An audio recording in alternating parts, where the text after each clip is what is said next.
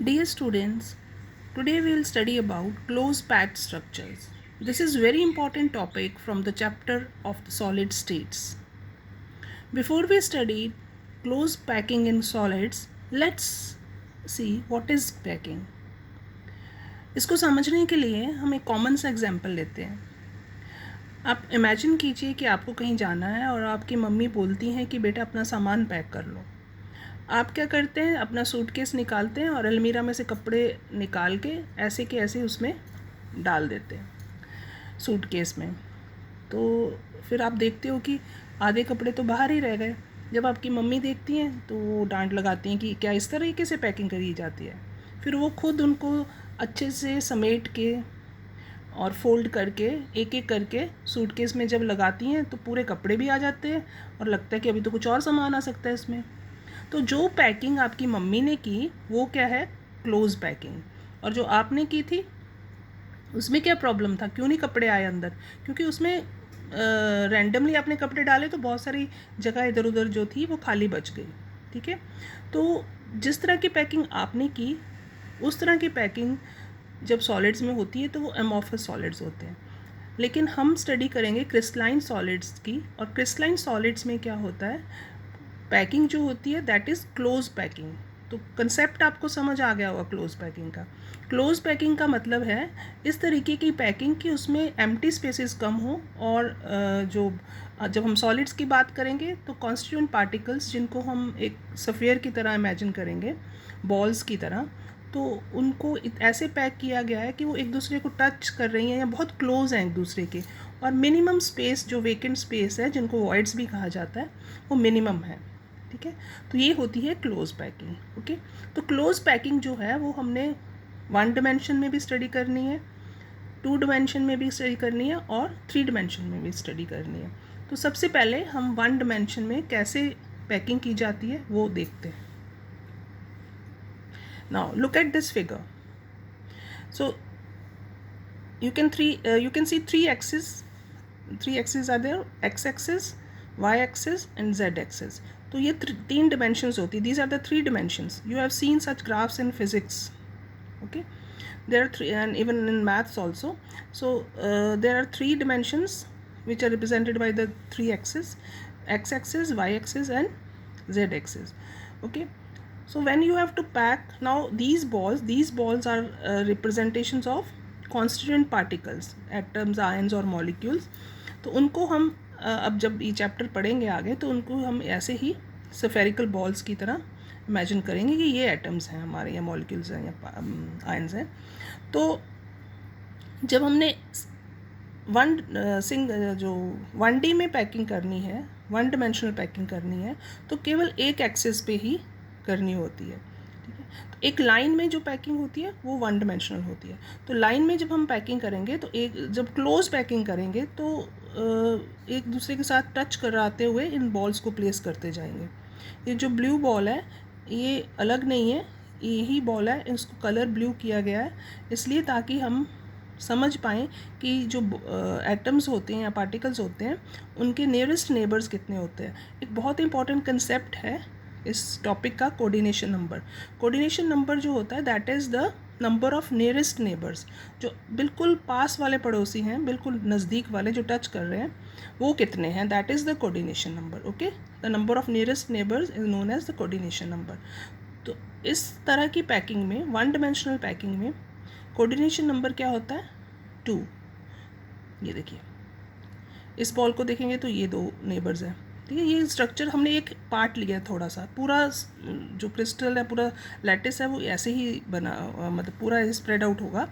तो लेकिन हम 1 डिमेंशनल की बात कर रहे हैं इसलिए सिर्फ एक सिंगल लाइन देखेंगे हम. ठीक है, और 1 डिमेंशन में जो कोऑर्डिनेशन नंबर होता है वो 2 होता है.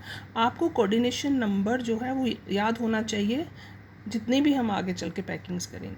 ठीक है, सिंपलेस्ट है 1 dimensional packing and the coordination number is 2. Now, this is 2-dimensional close packing. 2-dimensional close packing means अब ये 2 एक्सिस पे हो गई.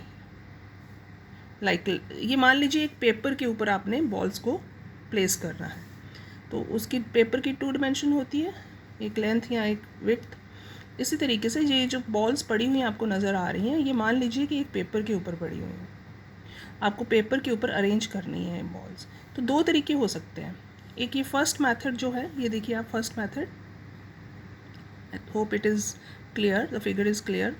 इसमें क्या है कि हम जो हमने पहले पैकिंग की थी एक सिंगल लाइन एक्स एक्सिस पे, अब उसी के साथ सेम इस बॉल के ऊपर दूसरी बॉल, उसके ऊपर फिर जहाँ पर बॉल्स थी जस्ट उनके ऊपर फिर बॉल्स प्लेस कर दी। तो ये इस तरीके से पैकिंग एक के ऊपर एक के ऊपर एक सेम अरेंजमेंट रहता है। अगर इसको हम ए टाइप ऑफ अरेंजमेंट जो लाइन में है उसको ए कहेंगे, तो ऊपर भी ए है, उसके ऊपर भी ए, उसके ऊपर भी ऐसे, तो इसको a type of close packing कहा जाता है। A means same arrangement throughout the letters. अगर हम इसमें देखेंगे किसी एक बॉल को, अब इसको अलग ये ब्लू कलर दिखाया है यहाँ पे इसलिए कि आप समझ पाओ, इसके नियरेस्ट नेबर्स कितने हैं जो इसको टच कर रहे हैं इस बॉल को, 1 2 3 4, तो इसका कोऑर्डिनेशन नंबर कितना हुआ, 4। और अगर हम इन बॉल्स को जो नेबरिंग बॉल्स हैं उनके सेंटर्स को ज्वाइन करें तो वो एक स्क्वायर बनेगा। इसलिए इस टाइप की पैकिंग को हम स्क्वायर क्लोज पैकिंग कहते हैं। स्क्वायर क्लोज पैकिंग और coordination number is 4। Is it clear? Two dimensional packing जो क्लोज पैकिंग होती है वो दो तरह की होती है। First one we have studied is square close packing. इसमें क्या होता है, सेम जैसे कि हमने एक सिंगल डिमेंशन में जब अरेंजमेंट किया था वही अरेंजमेंट एक के ऊपर एक करते जाओ और उसमें कोऑर्डिनेशन नंबर 4 आएगा। कहीं किसी भी आप आइटम का देखो उसके आसपास 4 ही होंगे जो उसको टच कर रहे हैं, जो उसके पास होंगे, और बीच में खाली जगह आपको दिखाई दे रही है, these are known as voids, empty spaces. तो ये इंटरस्टिशियल स्पेसेस होते हैं जो खाली जगह बीच में बचती है, और कोऑर्डिनेशन नंबर 4 होता है और name is square close packing. अब दूसरा तरीका ये है कि अगर हमने इनको पैक करना है बॉल्स को, तो फर्स्ट रो तो हमने अगर ऐसे रखी थी, तो दूसरी रो हम डिप्रेशंस में रखें। दूसरी रो में जो पार्टिकल्स हैं वो हमने डिप्रेशंस में रखे हैं। देखिए इन दोनों बॉल्स के बीच में जो एक डिप्रेशन है उसमें हमने बॉल रखी है। तो सेकेंड रो जो है उसका अरेंजमेंट अलग है फर्स्ट रो से। फिर थर्ड रो जो है वो it is similar to the first row, fourth row is similar to the second row. तो ये हमने डिप्रेशंस में जो खड्डे हो रहे हैं उनमें हमने सेकेंड रो फिट की है। इस केस में क्या है, आप किसी भी आइटम को देखोगे तो मान लीजिए ये वाला हम ब्लू से रिप्रेजेंट किया हुआ है, तो उसके नियरेस्ट नेबर्स जो उसको टच कर रहे हैं उसके पड़ोसी कितने हैं, अगर काउंट करोगे तो वो 6 हैं, और अगर उनके सेंटर्स को हम ज्वाइन करेंगे तो वो एक हेक्सागन बन रहा है। Is it clear? तो इस तरह की पैकिंग को हेक्सागनल क्लोज पैकिंग कहा जाता है। हेक्सागनल क्लोज पैकिंग में जो अरेंजमेंट है वो किस टाइप का होता है, A B A close packing इसको कहते हैं। और ये हम बात कर रहे हैं जो दोनों एग्जांपल्स हैं वो 2 डिमेंशनल क्लोज पैकिंग की है, ठीक है। और ये वॉइड्स देखिए, ये जो वॉइड्स बन रहे हैं एक लाइन में आप देखोगे, यहाँ देखो रेड से थोड़ा दिखाने की कोशिश की हुई है। इसमें क्या है कि एक ट्रायंगल ये वाला अगर हम देखेंगे, जैसे इस लाइन में जो ट्रायंगल्स हैं वो ऊपर की ओर है, एपेक्स ऊपर की ओर है, जो उसके ऊपर है वो उल्टा है, एपेक्स नीचे है। ये दोनों ट्रायंगल्स जहाँ ये दोनों जो रेड दिखाए हुए हैं एक दूसरे के ऑपोजिट है, एक का एपेक्स ऊपर है दूसरे का एपेक्स नीचे है, ठीक है।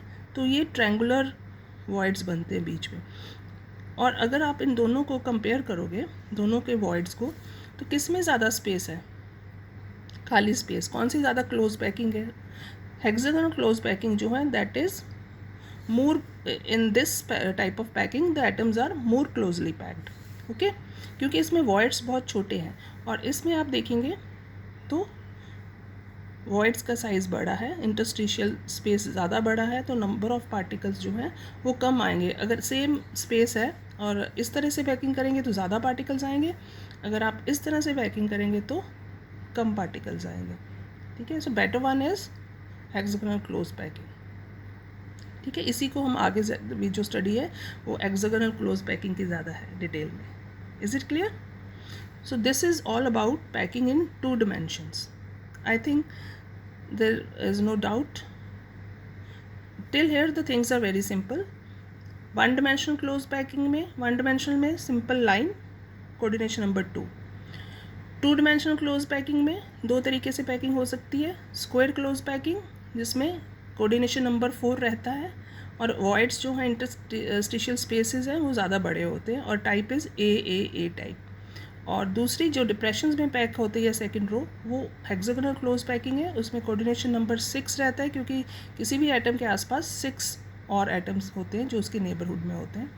और इस टाइप की अरेंजमेंट को ए बी ऐसे चलता जाता है। और इसमें इंटरस्टिशियल स्पेसेस जो होते हैं comparative to square close packing वो छोटे होते हैं। And coordination number is 6. Okay, now we'll study about three-dimensional close packing in our next lecture.